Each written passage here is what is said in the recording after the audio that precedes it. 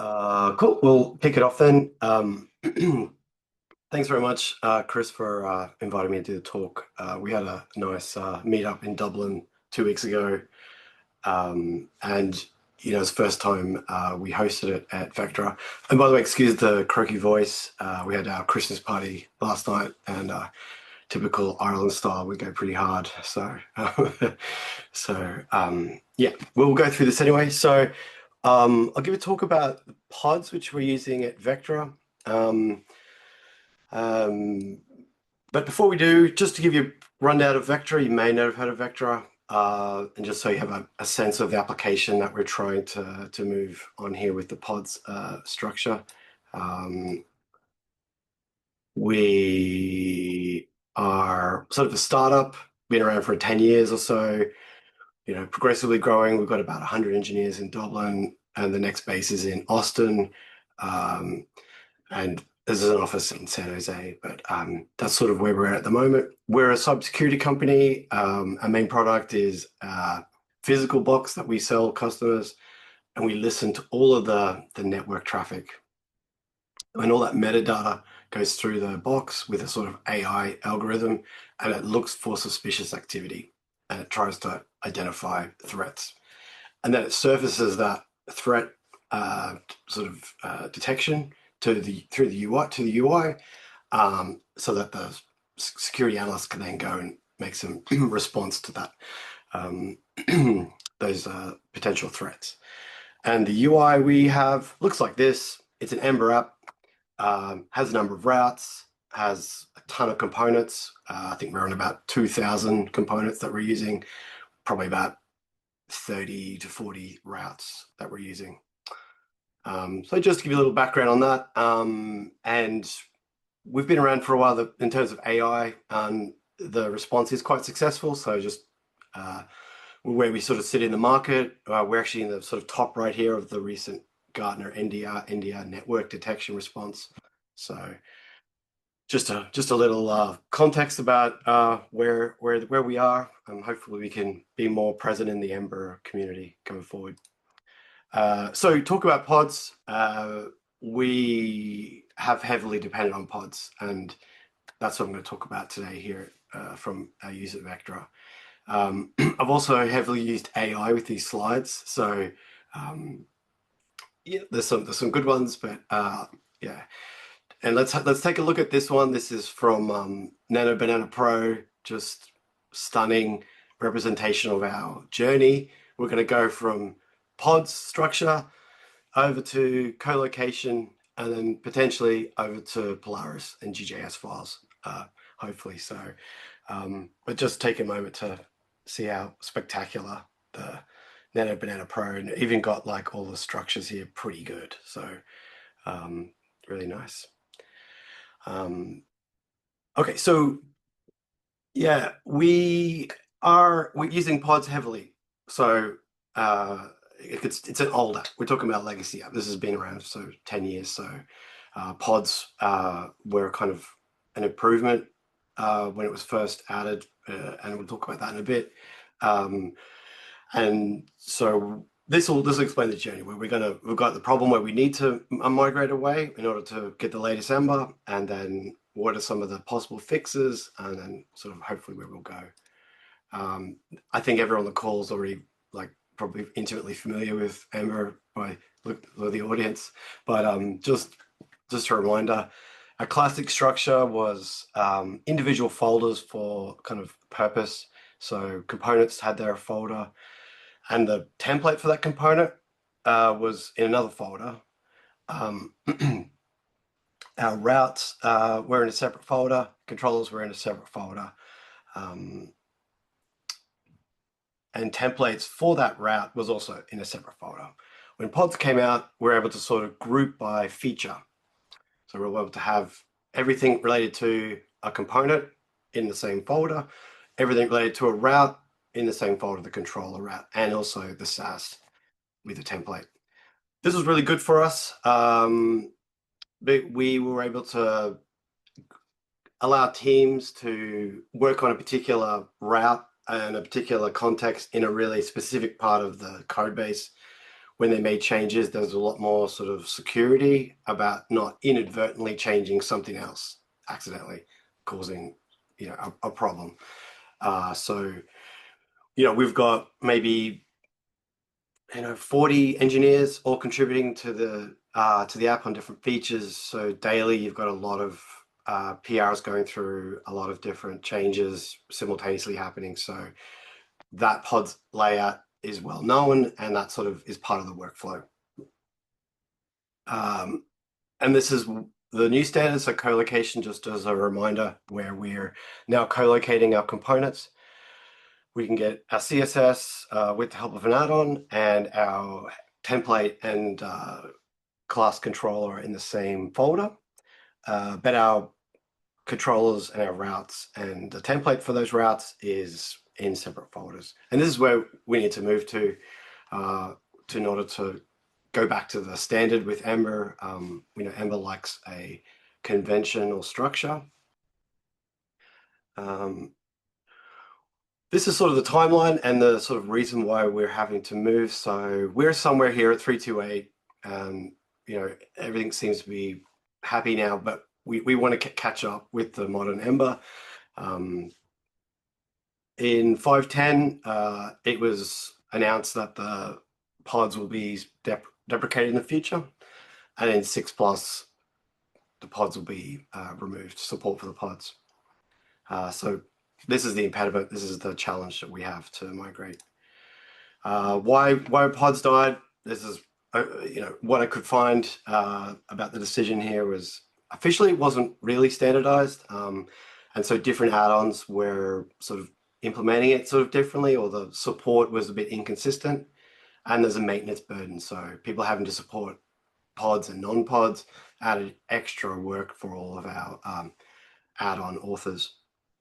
There's also cost with the runtime resolver. So when the discovery of a component from the component class happens, it has to look in multiple places, and that happens at runtime, and there's a cost to try and find that. Whereas if it was really clear, it should just be in one place, that would be a quicker.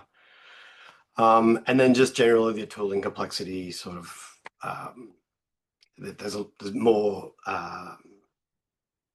with the blueprints, go-to definition, just harder to implement. So I believe that's why it's being removed.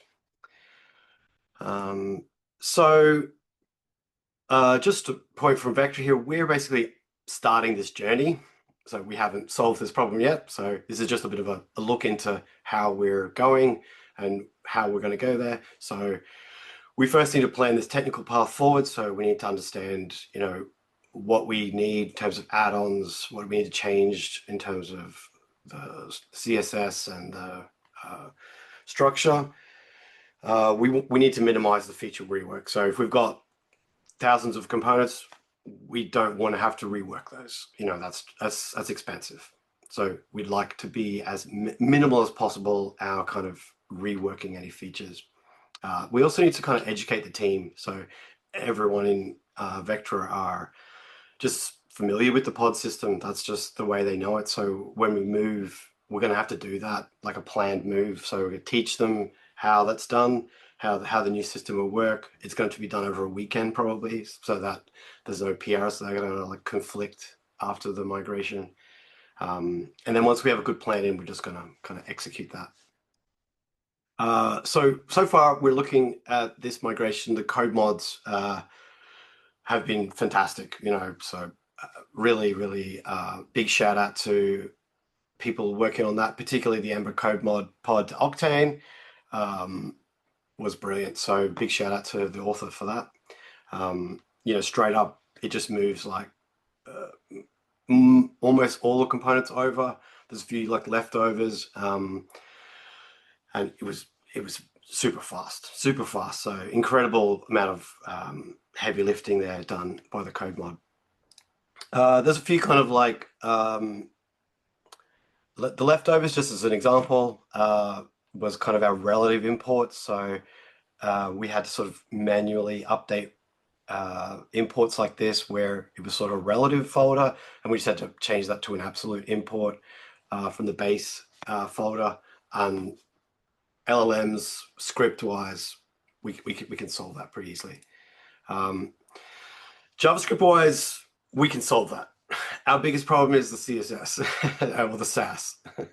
So we've heavily dependent on having our styles Sass in the same pod structure. We've heavily depended on Ember component CSS to support that. And it's actually also a problem for us updating Ember. So we moving away from that is also a benefit from that. But in order to do that, we're sort of this is where the kind of challenge is for us at the moment is understanding how this is going to go forward. We're hopeful. We've got basically two options that we can see at the moment. I'm sure we'll probably discover more, or the community we'll see what suggestions we have out there. But the Ember component CSS is sort of old. We could adopt it and try to update it, or find that there was another effort where it's been sort of enhanced, but then it was sort of abandoned. So we could just pick that up and make Ember component CSS get us through the line. But ultimately, we're dependent on Sass, and we don't really need Sass anymore. We should just be on native CSS, and that would be a nice goal to have, is move all our Sass back to pure native CSS, and then use Ember scope CSS, and just have a nice, clean, and minimal CSS. But we're talking a legacy app. The Sass was much more important, 8 years ago when we wanted to build everything together. So there's a ton of legacy, and it's feature rework. So we have to restyle things, and that's expensive. So finding a nice way where this could be done with minimal work is still sort of in progress. So I think that's sort of our plan, and hopefully we can report back in 6 months, and we'll have a nice pathway forward, or already be on a path to co-located components and more latest versions of Ember. So yeah, sort of where we are at the moment. JavaScript and handlebars seem good. Styles is a challenge, and yeah, hopefully we get to Ember 6 or 4, and then 5, and then 6. Just a quick look at GJS. I'm sure everyone's probably seen this before, but if you haven't, that's sort of how it looks, where we've got single file with both the template and our JavaScript. Cool. That's kind of it from the talk on pods. Any questions? Awesome. Thanks for that, Brendan. Cool. Nice little thing in the comment there. I don't know if you noticed, but the creator of the pods to co-located is in the chat. So Oh, wow. Thank you very much.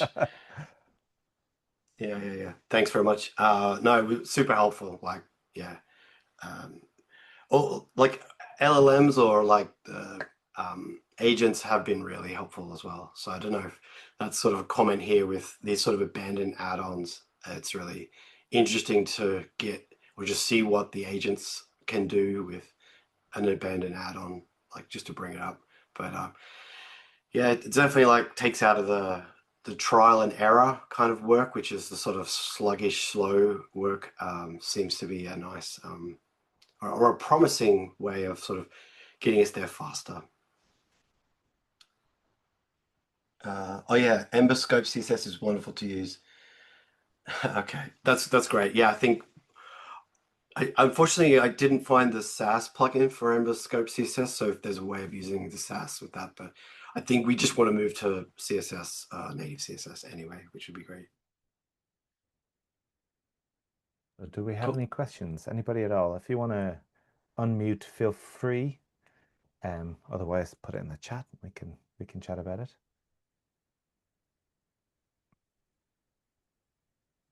I mean, Cool. since we had our meetup 2 weeks ago, Brendan, I've come across another company that's in the exact same situation. So many people have gone through this same thing. Anybody who's gone full in on pods is like, oh no, now what? Yeah, it's a very common thing that you see in the wider community. So Great. Yeah. Yeah, I guess thanks everyone. Thanks, Chris. Oh, we do have a Ember CSS modules. Embroider CSS modules. Ah, the alternative approach. I don't know if we talked about this a bit, Brendan, but the embroider CSS modules is one way to do the the upgrade. Like embroider CSS modules obviously works with Okay. embroider, so when it gets to Vite. But if you did go to Ember CSS modules, and then you could, I think that's somewhat compatible with embroider CSS modules. But I don't know if that first step might be pretty hard anyway. I don't know what the delta is. Yeah. Removing Sass can be done by writing a code mod to mark your Sass files and then finding the compile. Yeah, I was hoping that would be something simple like that. We could just sort of on the fly compile the Sass to CSS and then use the existing like Ember scope CSS or something like that. Like I think Mhm. there might be a solution there, but thanks very much for this. Ember CSS modules, we'll check that out. Yeah, that'd be great. Yeah, thanks very much. Cool. Well, I guess that calls the evening to a close. Thanks everybody for coming. It's great to see such a big turnout. And thanks to Bart, Brendan, and Ed, who isn't here anymore, but thanks for coming and doing the talks. These sorts of meetups won't happen unless we have people to talk. So with that in mind, if anybody listening either wants to give a talk in Q1 or Q2, let me know. You know where to find me, Blue Sky, Discord, etc. Um, Also, if you know anybody else that you want them to give a talk, let me know too, and I'll start bugging that other person. So it doesn't need to be you stepping forward. And Bart knows how persuasive I can be when it comes to encouraging people to give a talk because he's here. um, so yeah, I'm going to stop the recording